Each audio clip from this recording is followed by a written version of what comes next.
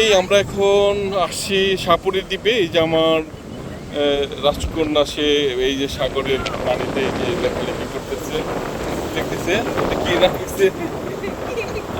এ আর আর ইয়া, wow, এই ইয়া, অনেক সুন্দর, অনেক সুন্দর, অনেক সুন্দর। হ্যাঁ, আমরা এখন এই যে সাপুরি দ্বীপে এখানে ঘোরাঘুরি করতেছিলাম। অনেক সুন্দর একটা মোমেন্ট।